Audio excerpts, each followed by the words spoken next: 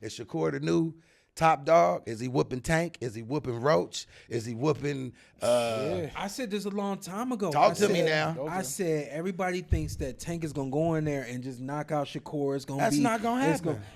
But it didn't take. It shouldn't have taken this fight. For I people, knew he couldn't for knock. people to realize. Yeah, right. I knew that too. But yeah, Shakur is a defensive specialist. And I've been It's saying like, this for a long time. If you pay attention to how Tank would react whenever Shakur's name came up, I was like, yo, it's something that Tank knows that most people don't know or understand. There's something that he sees in Shakur. It could be the fact that Shakur was a 2016 silver medalist. You know, He's got a lot to do with it. He's that, the silver child of the country, and there's no telling. But this is what I've always known. It ain't just a big straight left or a big right hook coming from Tank that's going to end that night. That night is going to be the most strategical you've seen both these guys ever be in a fight. I don't know if we're going to ever get it. I think we will. You think we will, huh? For sure. Who else is there if Tank trying to prove he's still the man? Who else you gonna fight? I tried to get a message to Tank for him to like make sure he understood. Like when you get past this legal situation, he's feel me on this. Tell me if y'all feel me on this. He's gonna be just like Mike Tyson was when Mike came out of jail. Everybody gonna be waiting for him. Mike was the meanest thing before he went away. Yeah. Tank. And when he came out, everybody wanted to see what version he was now and who he was now and all that kind of stuff. Yeah. To me, it's the same thing with Tank. He's going to have an opportunity to really just go right back to being what he was before he went away. Yeah. It ain't too many people in this world that can do that. Nah, it ain't. It ain't. And Tank is definitely, and that I'm gonna tell you why. It's because they love him like they love Mike. It's what they did when he got in the ring. Like Tank knocks niggas out. Tank gonna always get paid anytime he feel like fighting because he got that knockout ratio. Yeah. But when he come across Shakur Stevenson, I'm gonna say it here on the front page. And Tank, I love you, brother, and still would love to talk to you. 100. But when you get in there with Shakur, it's gonna remind me of Deontay Wilder fighting Tyson Fury. Ooh. Yeah. Because what you gonna do when you come across a motherfucker you can't knock out? Yeah. Only thing you gonna do is just get more frustrated. That's a terrible analogy. I'm just saying. Only reason why I'm saying it's a terrible analogy is because Tank Davis. Remember, you've heard Coach Cal say this all the time. He says it's the same thing, and I know exactly what he means. We just waiting on somebody to pull it out of him. You ever hear him say that? Yeah, yeah. We got so much. It's just we ain't been able to show it because ain't nobody been able to pull it out of him. We looking forward to the big fights. We looking forward to the big matchups because those are the kind of people that's gonna pull it out of him. So with a fight with Shakur, you're gonna see this boxing style that you don't usually get from Tank. You're gonna see IQ. We saw IQ, but to me, it was low IQ because.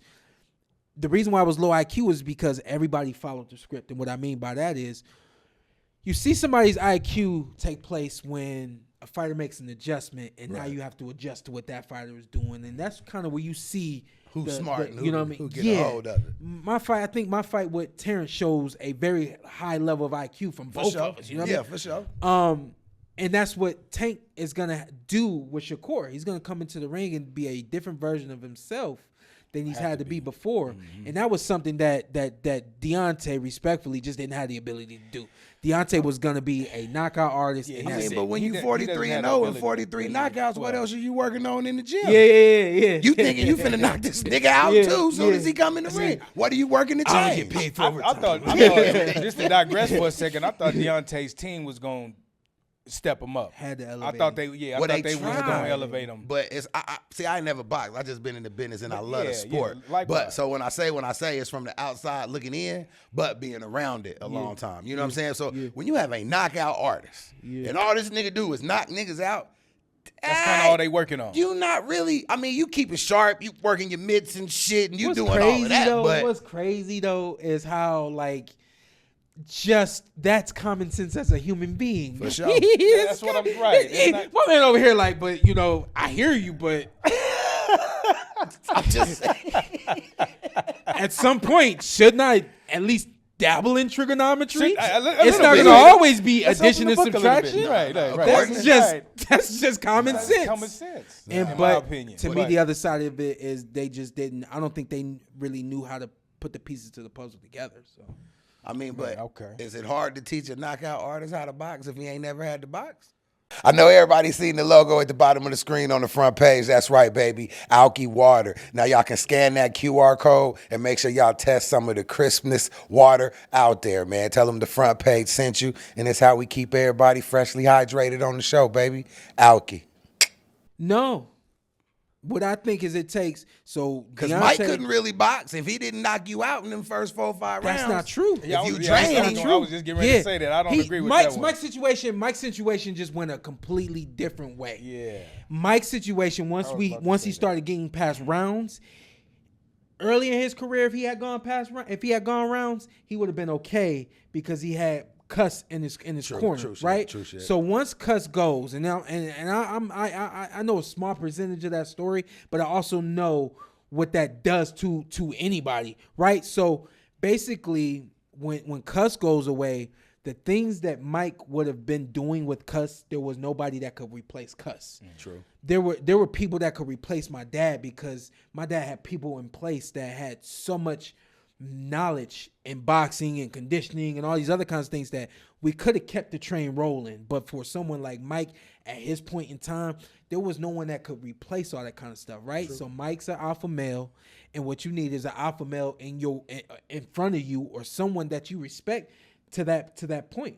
Cuss, I don't know if Cuss was an alpha male, but in Mike's mind, he was. Oh, yeah, Cuss was the end all be all to Mike. Yeah. So once that goes away from Mike, it was like, again, this is the stuff that people don't understand about boxing, right? So teach them, Shawn. I'm gonna tell y'all what my dad told me. Boxing is just like life, right? So in life we have a roller coaster, right? Mm-hmm. There's the roller coaster of the physical. There's the roller coaster of the emotional, the spiritual, the mental, the same. Everything goes on, right? So why you build a fighter up from 4 rounds to 6 rounds to 8 rounds to 10 rounds to 12, and you don't get to 12 until I know you can handle 10. You don't get to 10 until I know you can handle 8. Yeah. It's because this is how the fight is, and when you see a fighter start to do this, you know he can handle it. And you say, okay, let's step you up. Mike, early in his career, it was always this. He never had to go through a roller coaster ride through the fight. So once he gets knocking them niggas out. Once he gets a little bit older, guys are a little bit stronger, more experienced and stuff like that, and he starts going through this. He don't know how to handle it. And that's why for Mike, it was always a big dive. Yeah. That shit was never just well, I didn't win this one. It was always a big dive because those emotions and psychological stuff that you haven't been able to build yourself up to, it's going to be a big dive. Man, well, I got to ask you about this because this brother was on the card, man, the businessman. Yeah. Keyshawn. Let's talk about that boy went out there. I'm talking. Keyshawn, you did your goddamn thing, man. On everything, we need you on the front page. Yeah. You beat him from start to finish. Yeah. I mean, even when he had the fight won, he had something in his eyes like, nah, I got to finish the play. Yeah, he already I know I got the fight won. I could coast for this last 3, but I got to finish. I got to scrape the plate. Yeah. Shout out to my boy Shawn Porter, right? So Shawn said something that I never thought about, and then when he said it to me, I was like, wow. He said this fight between Canelo Alvarez and Terrence Crawford, he said fighters and coaches are going to be studying that fight. Mm-hmm. They're going to be learning from that fight. That's wild to me. I understand studying Floyd and learning how some of his techniques and stuff, to watch a full fight and study a full fight, and you can learn so much in that fight, how to manage rounds, so much that you can learn. I was like, yo, when he said that, I was like, wow. Yeah. You know what I mean? And to me, when it comes to Keyshawn, I think Keyshawn fighters should be studying what he did at the end of that fight. We're not gonna coast. This ain't what's gonna sell. If you sold 5,000 tonight, once you coast, you gonna sell 5,000 tomorrow night. Yeah. What he just did, he sold 10,000. Yes. Now you scrape the plate because he finished that. Yeah. That's the stuff I want these guys studying. Man, I love to see him study do that. What I'm it's like a trend. Like I don't even know what to call it, but his fight, Crawford's fight, Shakur's fight. It's this style where they really playing chess. It's not this going in quick. It's really just like it's chess, I'm super calm, and I'm just watching it, and I'm just picking you apart and shutting all your shit down. Like you could tell. I seen Keyshawn fight a few times, but I never seen the guy he fought. Yeah. But whoever he fought, I could tell him like he's shutting that man. And whatever he trying to get off, he couldn't get it off. You know what that remind me of? That remind me of those action films like John Wick, like the 007s and the Mission Impossibles, how they always just end up in the right place at the right time, how they're always just outsmart everybody, and how they always just, bing, bing, and when the bad guy knew you was up there, you down here. They have always, that's the chess that you see in film and stuff like that, and they've applied that, like, truly applied that to the boxing ring of being that chess move. And bang, and then let me, chest move, and then bang, I don't think everybody's IQ is able to grasp that though. Everybody's boxing IQ. And again, like I said, I've never been in a fight, or in a fight in a ring. I've been in a fight. I ain't never been in no ring. It's a whole different. Yeah, two totally different fights right there. He said, "I'm valid. Y'all need to know I'm valid." Don't come with that bullshit now. But I lost what I was saying. But anyway. It's just the style is just it's crazy. It's different. Y'all done talk me out my damn thought. Nah, man, it happens on the front page, man. It happens. But I do want to ask you this though, Shawn, and tell me if you agree with it, because of course what Keyshawn did, fabulous. Yeah. Of course, what Shakur did was fabulous. Yeah. Now everybody hollering they want to see them two fight. But But Keyshawn said he ain't gonna do it because Shakur was there for him in ways like, this my brother. I would never want to fight him. He helped me when I was down. Yeah. So do you think that can happen? Because you and Terrence was friends. Yeah. And y'all ended up scrapping. Do you think they'll end up scrapping just later on down the line when the money too good? Their fraternity is different from my fraternity with Terrence. You know what I mean? Like they've spent some true time together. You know what I mean? With me and Terrence, we've caught up at different fights, and of course now later on, as I progressed in my career, I was a little close to him and stuff like that, but. They truly have like a brotherhood. Yeah, that's what he was saying. They might end up doing with me and what I did with Terrence. I just pulled Terrence aside like, yo, man, let's do it because we want to do it. Let's not let the business, force us to do it. And they might end up doing something like that where they're like, hey, if the money just makes that much sense, if we end up being the number one guy and the number one guy and, there's nothing left or whatever the case may be, let's go ahead and go at it. For me, that's kind of really what it was with me and Terrence at the point where I ended up getting that fight. I was like, ain't nobody else I want to see in this thing anyway. He the best out there. I'm going to do that and I'm done. Do you think they should get it on sooner than later, earlier on in their career than later on? They both still growing, which is crazy. Yeah. And they both under 30 still, right? Yeah, they both still under 30. Shakur much closer to his prime, I think, than Keyshawn. Yeah. Keyshawn is still going through a lot of different things in and out of the ring. He's still going to grow and stuff like that. Shakur, I think, is who he is, and he's just going to kind of blossom open up from more. there. Yeah, I got you. He's going to be pound for pound?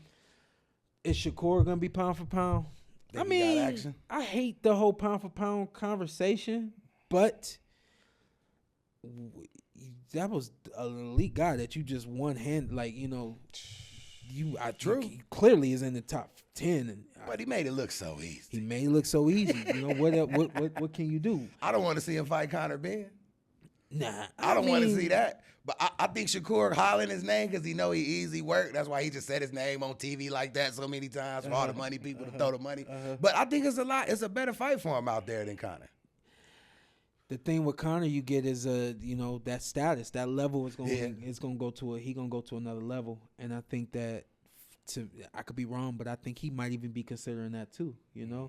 He ain't in this thing just to win the medals and the trophies and become pound for pound, that kind of stuff. He really, I think Shakur wants to be just like Terrence, considered an elite superstar in the game, and if I ain't number one, I'm number two, and I think that a fight with Conor gets him there. Okay, God damn. Right on. Well, I got one more I want to ask you about, man, because I know I ain't going to see you after this, so I got to get it out you now. Shawn stays busy, man. Man, we got Mario Barrios and Ryan Garcia about to fight, man. How you see that fight playing out? I mean, because Ryan, he can't punch. Barrios is no punk. He only lost once, to my knowledge, when Tank knocked him out. You know what I'm saying? He had a draw with Pacquiao. Pacquiao was older. It's gonna be an interesting. I'm just saying. It's gonna be an interesting matchup. Hell of a fight. So I want Shawn's. I'm curious though, man. Like Barrios is not coming with the style that Ryan or that Rolly came with. Rolly came moving, very shifty, and I think that really just threw Ryan off. I think Ryan has some other stuff going on as well. He just did not use offense. That was weird.